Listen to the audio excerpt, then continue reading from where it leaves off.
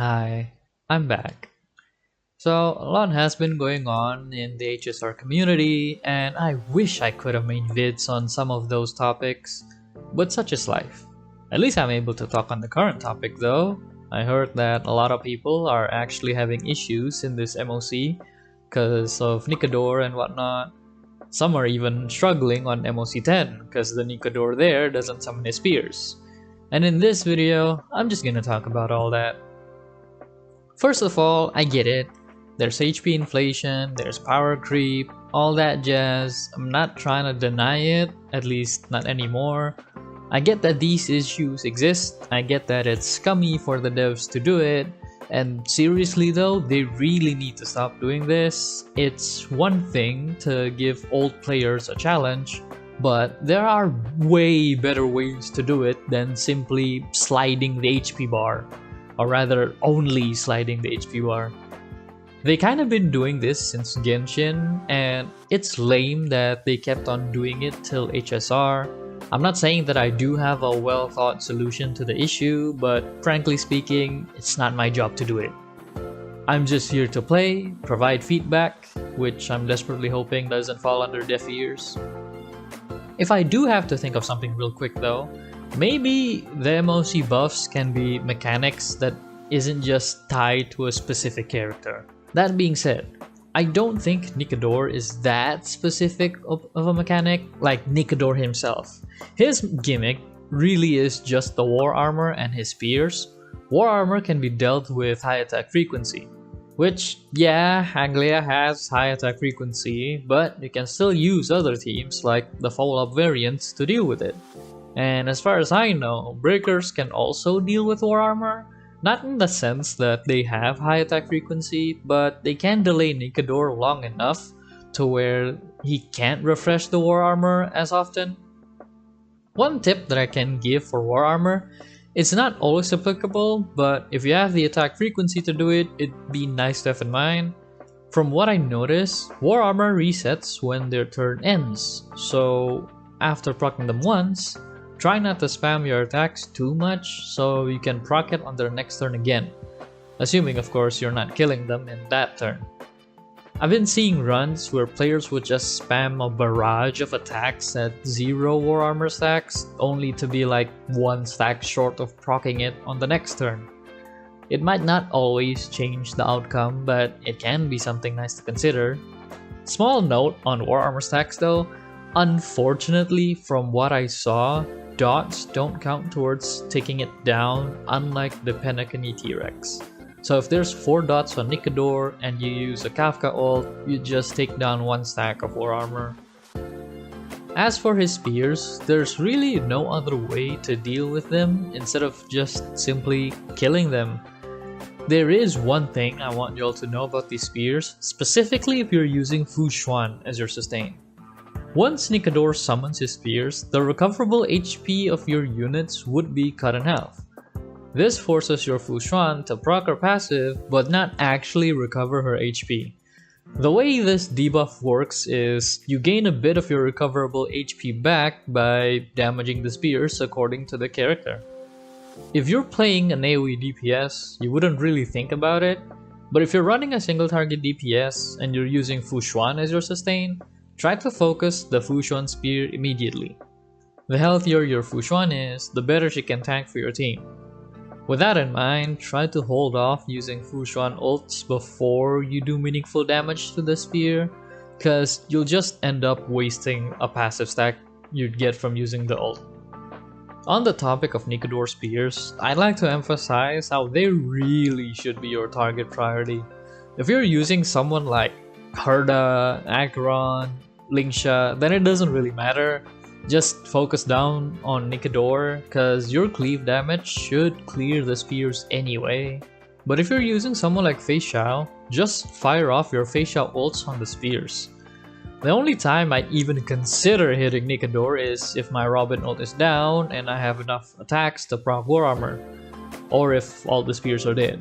I'd let the team do 1 rotation of damage on Nikador till I proc the war armor once, use Robin ult, then go straight back to killing spears. I think less spears also makes his big sword swing has less chance to imprison you, but the more important factor is less spears means less damage on the Lance of Fury, which is the big lance dive attack that tends to wipe out teams. Full disclosure, I don't really know if this is the best advice, cause I was only able to get a 5 cycle with my Fei Xiao team at best, whereas I've seen 4 cycle clears with Sarval of all things. I think there's even a 3 cycle now. But alas, it got me the clear, so it's what I'ma yap about. If y'all know something I don't, let me know in the comments. This MoC is hard. Yes, harder than usual in fact. But honestly speaking, I feel like a lot of the accounts that I see are having issues are accounts that's actually not really being played on, units not being built properly, bad relics, non-max traces, overcapped stamina, bad pull plans. A lot of things can go into making an account not able to clear the endgame, and the way I see it, you deserve it. Rightfully so. Personally, I do think that if you don't take care of your account, then it's understandable that your account wouldn't be able to clear the endgame. You'd be having issues. Whether it be this MoC, previous MoC, or future MoC, like if you don't build your units properly, you don't max your levels, you don't pull the right units, of course you're gonna have problems. If you don't eat, you're gonna be hungry. If you don't drink, you're gonna be thirsty. If you don't play the game, then you're not gonna clear the endgame. I think it's well deserved that y'all who don't even do daily logins for 5 minutes to just clear your stamina or plan your pulls, stuff like that, to not get the endgame rewards. At least not all of it.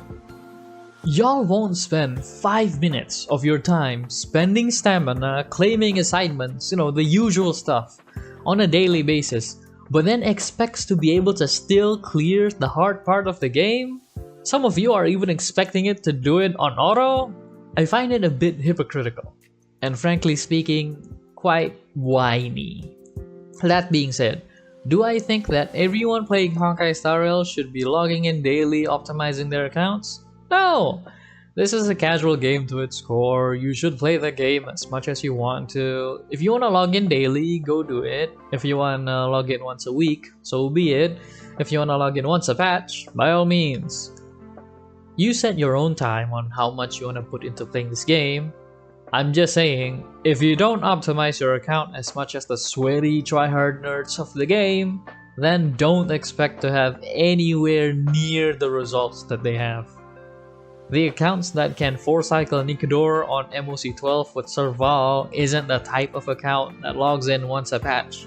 Of course, they'd have to spend the time maxing their levels, their traces, getting the good relics and planars and all that stuff. I don't think it's a bad thing if you can't clear the endgame. It's an arbitrary goal with mediocre rewards. Okay, the rewards are quite decent, but you can already get the majority of it by doing the easy things like leveling up.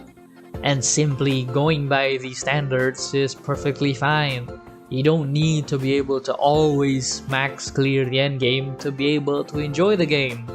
You don't miss out on that much rewards anyway. Remy, it's not about the rewards, bro. I just want to clear the dark stage. It could give me 0 pulls, and I still want to do it. If that's the case, then put the effort to actually improve your account. And by that point, you're not exactly playing as a casual anymore. Which if you're not, don't act like one. In my opinion, the important part of the endgame is indeed the pull currency. That's why a lot of people want to clear it anyway. Why people are worried about full clearing it, because they want to get the premium currency as much as they can without actually throwing in money. Which, I get it. But at some point, y'all gotta realize that some things are just not worth the effort. And also it's odd anyway. Why would some of y'all spend 3 hours banging your head against the wall, trying desperately to clear MoC, but would only log in once a patch? When y'all could've just spent 5 minutes a day, clear the simple stuff, have a better account, even for endgame clearing, and be on your way! Personally, I just don't get it, but you do you, I guess. I think a lot of people cares too much about clearing the endgame, despite the lack of care on their own account. Most of the time, the endgame is there to pressure you into falling for either of the predatory route, whether it be spending time on your account or spending money on the banners, or worse, both. I'm not saying that you shouldn't do either of these, by the way, although I'd heavily advise against spending money, but it's your own money, so you do you. I'm just saying that if you're in it for the challenge, best of luck to you. But don't let it consume your happiness for the game. Don't let it stress you out. The end game is like a high school bully. They're there to annoy you into doing what the devs want you to do. And the best course of action is to just let them be. Don't let them ruin your fun. Don't let anyone ruin your fun. And that's about it. If you enjoyed the video, give it a like, comment down your thoughts, feedbacks are greatly appreciated and I'll be reading through them. If you want to see more of me, consider hitting the subscribe button, it's free. I'll be doing more of these Yap videos in the future, even for other games. Now take a sip of water and have a good day.